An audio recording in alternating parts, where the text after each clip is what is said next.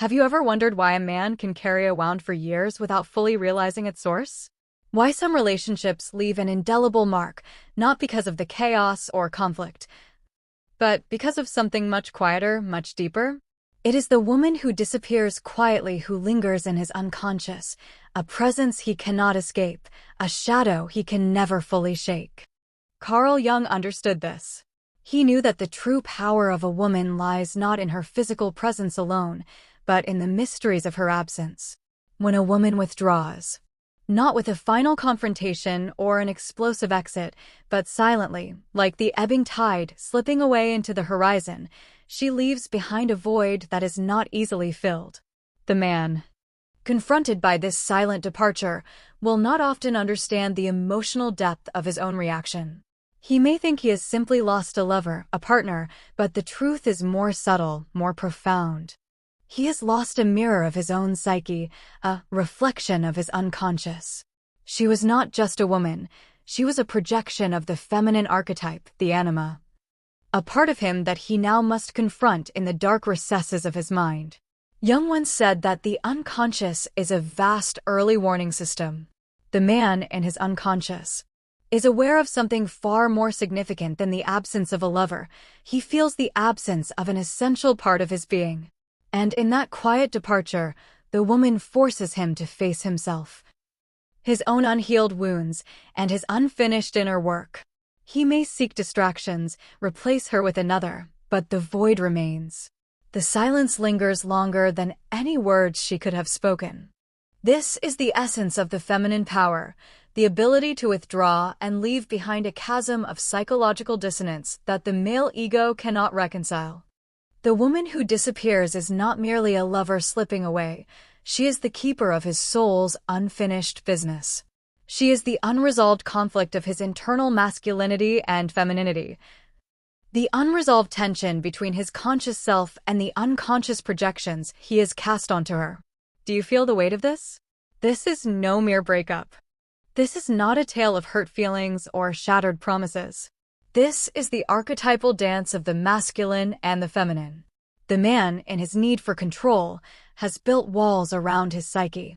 He has compartmentalized parts of himself, locked them away. But the woman, through her quiet departure, has made it impossible to ignore those compartments any longer. She has become the trigger, the catalyst for the profound self-examination he now must face. In the absence of the woman, the man is confronted with his own darkness.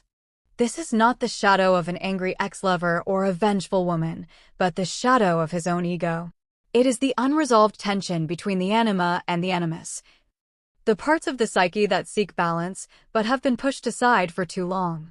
This is where true individuation begins, not in the loud confrontations or the dramatic moments, but in the silent, painful process of self-confrontation that follows her disappearance. And yet, this is not a tragedy for the woman. It is a gift. She has not abandoned him. She has given him the gift of his own self-awareness. She has given him the opportunity to confront the parts of himself that he has been avoiding. His pain, his longing, his obsession, they are not signs of weakness, but of the deep psychological work that lies ahead. It is a work that can lead to transformation, to the integration of the shadow, to a more whole, more authentic self. The woman who disappears quietly is not an enemy. She is the harbinger of change, the catalyst for growth. And though he may not see it at first, her absence will force him to confront what he has hidden away from himself.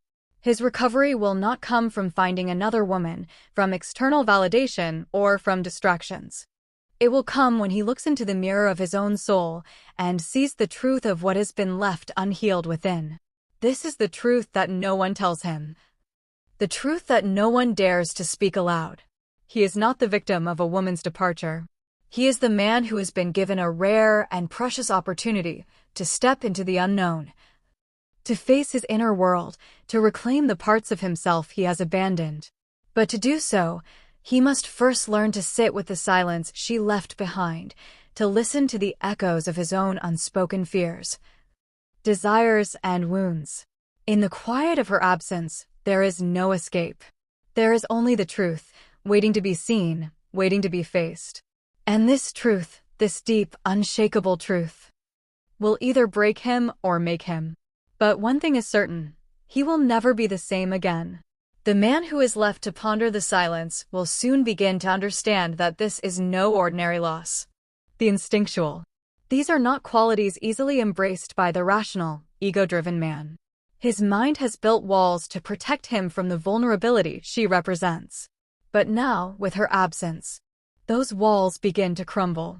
Jung knew that the anima is not simply a projection of the woman herself, but a reflection of a deeper, more mysterious force. It is the gateway to the unconscious, to the vast, uncharted territories of the soul.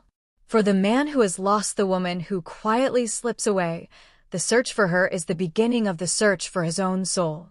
He must learn to confront the parts of himself that have been neglected, disowned, or repressed. He must learn to listen to the whispers of his inner voice, the voice that was once drowned out by the noise of his everyday life, his duties, his ambitions. This journey is not a linear one. It is fraught with confusion, frustration, and despair. For the man who has never allowed the anima to guide him, it can feel as though he is lost in an endless fog. His ego, the mask he has worn for years, will fight to retain control, to push away the uncomfortable feelings, the memories, the fears that resurface. But this is the path to individuation, the process by which a man becomes whole. It is not a gentle journey, nor is it one that can be rushed. In the silence of her absence, the man will begin to notice the cracks in his own psyche. He may feel an overwhelming sense of longing, a yearning for something he cannot name. This longing is not simply for the woman who left, but for the parts of himself that he has abandoned. The woman was the vessel for his projections, the qualities of the feminine that he could not face in himself. She held the mirror up to his shadow, the unconscious parts of his psyche that were too painful to acknowledge. Now that she is gone, he is forced to confront what lies beneath the surface. This process is not an easy one. The man must be willing to face his own darkness, the wounds he has hidden away for years. Perhaps he has suppressed his vulnerability, denied his emotional needs, or ignored the subtle whispers of his intuition. Perhaps he has built a life of external success, only to find that it is empty, hollow, without the deeper connection he craves. This is the moment of reckoning. The question is not whether he will ever recover from her departure. The question is whether he will choose to do the inner work that will allow him to become a whole man. It is here, in this moment of solitude, that the man must decide. Will he fall into despair, clinging to the past, to the image of the woman who once reflected his own inner world? Or will he rise, face the silence, and embark on the arduous journey of self-discovery and transformation? The woman who disappeared quietly has given him a gift, a chance to reconnect with the deepest parts of himself. But it is a gift that comes with great responsibility. For in this space of absence, the man must confront his own projections, his own fears, and his own ego. If he chooses to look inward, to sit with the discomfort, to question the patterns that have kept him trapped, he will begin to experience a kind of awakening. He will begin to see the ways in which he has lived inauthentically, the ways in which he has denied his own emotional needs. This awakening will not be instantaneous. It will unfold slowly, layer by layer, as he works through the complex terrain of his unconscious. But over time, he will begin to feel the stirrings of something new, a deeper sense of connection to himself, to his emotions, to the feminine within. Jung understood that true healing comes not from the external world, but from within. It is the process of integrating the shadow, of embracing the parts of oneself that have been repressed or ignored. The woman who disappears quietly has given the man the opportunity to do just that. She has removed herself from the equation, forcing him to face the question, who am I without her? And in answering that question, he will begin to uncover the truths about himself that have long been buried beneath the surface. This is the work of individuation, the journey of self-actualization. It is a journey that requires courage, vulnerability, and a willingness to face the unknown. It is not for the faint of heart. But for the man who is willing to walk this path, It is a journey that leads to wholeness, to inner peace, to the integration of the masculine and feminine within himself. And in this process, he may discover something extraordinary, that he no longer needs to seek external validation or chase after fleeting desires. For in embracing his own truth, he will come to understand that true power lies not in the pursuit of others, but in the acceptance of himself. In the absence of the woman who quietly vanishes, a man is faced with a profound choice: to remain imprisoned within the confines of his ego, or to step into the vast unknown of his own unconscious. The shadow that he has ignored for so long now looms before him, challenging him to acknowledge its presence. The woman, with her departure, has pulled away the veil, revealing what has been lurking beneath the surface. No longer able to distract himself with external desires, the man must confront the deeper truths that he has been avoiding. The ego, always striving for control, will push him to seek external solutions. He will attempt to fill the void left by the woman's absence with fleeting pleasures, with relationships that promise temporary satisfaction, or with material success that leaves him feeling hollow. These distractions, however, will not bring him peace. They are the very projections of his unconscious, temporary patches on wounds that cannot heal unless he does the deep inner work. The woman, in her quiet departure, has made him see that he cannot continue to run from himself. He cannot continue to avoid the emotions, the vulnerabilities, the fears that have been buried for so long. He must face them head-on. This process of confrontation is not for the faint of heart. It is the work of the alchemist, transmuting the base metals of fear, doubt, and shame into the gold of self-awareness and transformation. The man who is willing to face his shadow will begin to see the patterns that have controlled his life, the way he has projected his insecurities onto others, the way he has avoided intimacy, the way he has built walls around his heart to keep himself safe. These patterns are not inherent to him. They are the result of years of repression, of ignoring the parts of himself that he deemed unworthy or undesirable. The quiet woman, then, is not simply a catalyst for pain. She is a messenger. She is the reminder that the work of self-discovery cannot be avoided. She is the feminine principle, the force of transformation that urges the man to look inward, to reclaim the parts of himself that he has abandoned. The Anima, in its purest form, calls him to return to the depths of his own soul. It calls him to shed the masks of the ego and embrace the raw, unfiltered truth of who he really is. But what is this truth? It is not a simple answer, nor is it something that can be easily defined. The truth that the man seeks lies beyond the surface of his emotions, beyond the narratives he has constructed about himself. It is a truth that can only be found in the silence, in the stillness that remains after the woman has gone. It is in this silence that the man begins to hear the voice of his own soul, the voice that has been silenced by the noise of the world, by the demands of his ego, by the expectations of others. As he listens, he begins to see that the woman who quietly disappeared was not simply a reflection of his desires or his projections. She was a mirror, reflecting back to him the parts of himself that he could not see, the parts of himself that he refused to acknowledge. The power of her absence lies in the fact that it forces him to reckon with those parts of himself that have been relegated to the shadows. He can no longer ignore the truth that has been staring him in the face. In this space of confrontation, he begins to integrate the pieces of himself that he has long neglected.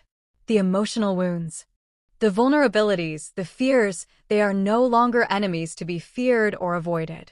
They are allies in his journey of self-discovery. By embracing these aspects of himself, he begins to heal. He begins to reclaim his own power, not the power that comes from external validation or the approval of others, but the power that comes from within, a quiet, unshakable confidence that is rooted in self-awareness and authenticity.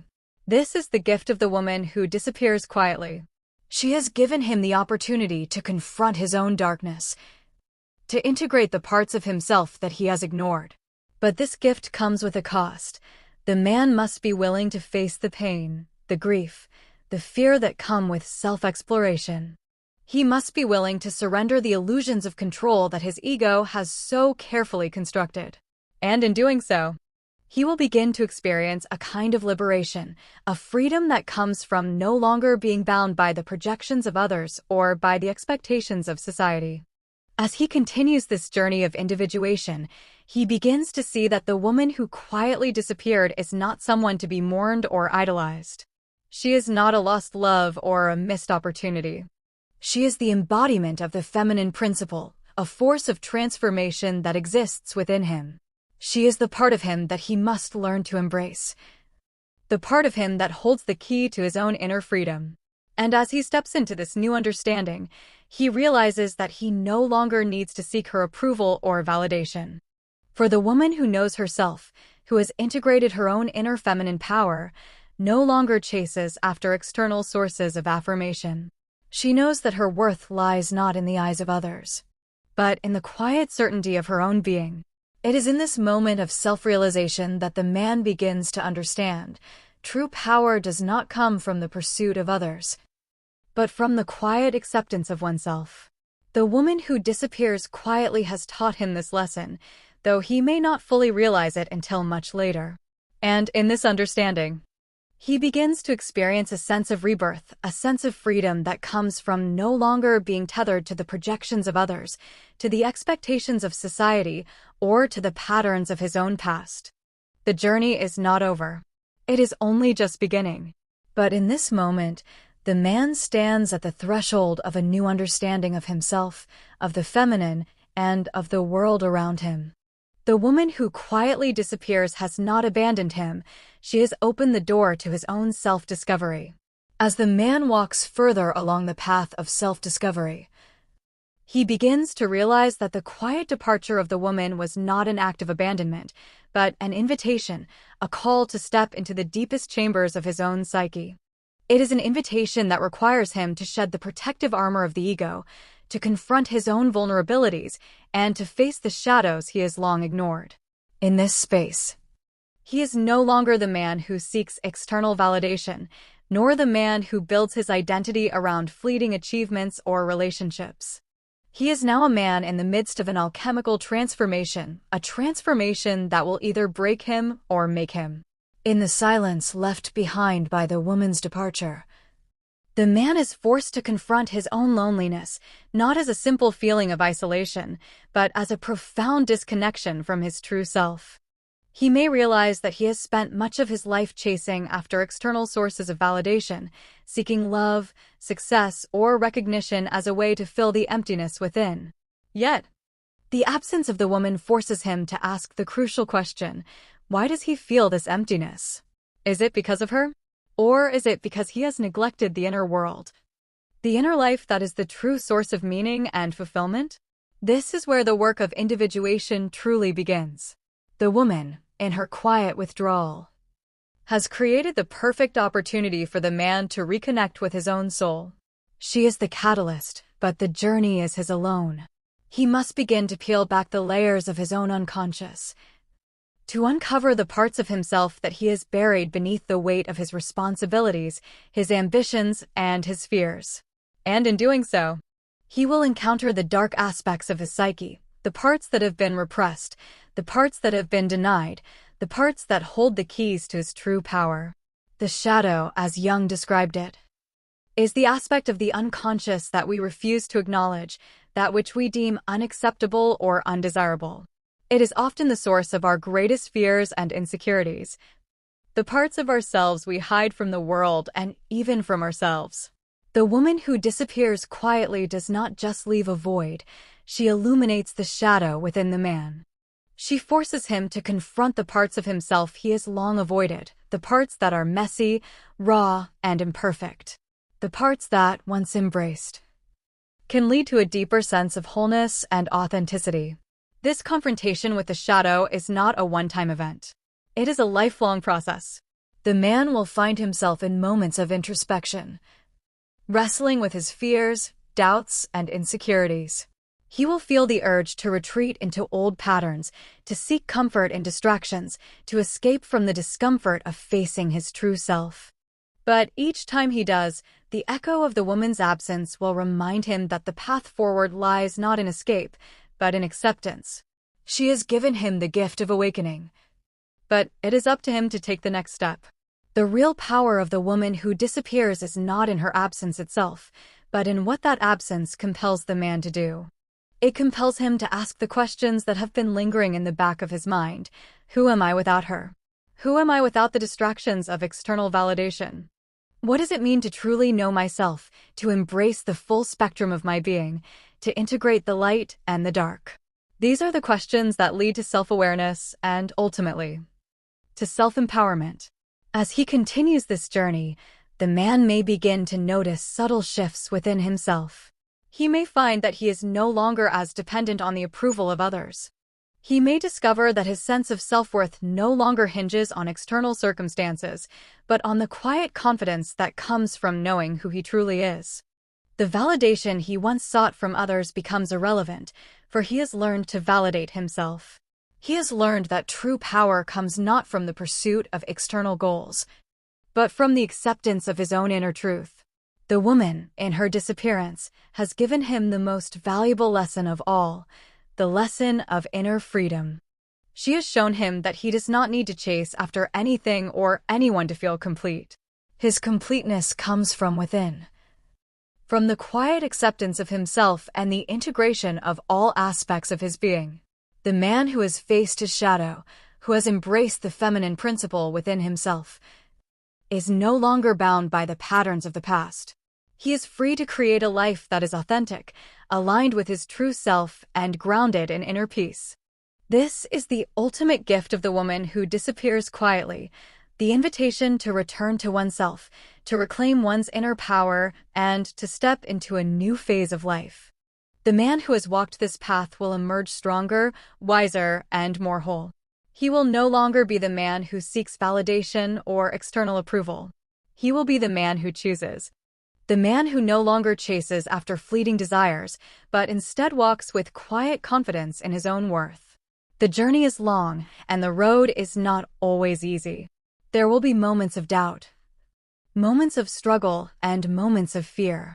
But through it all, the man who has faced the silence, who has embraced the feminine within, will stand tall. He will know that his worth is not determined by anyone else, but by the quiet strength that comes from knowing who he is. The woman who knows her worth doesn't chase, she chooses. And in this choosing, she steps into her own power, just as the man who knows his worth does. Together, they embody the balance of the masculine and feminine, both within themselves and in their interactions with the world. And in this balance, they find true freedom.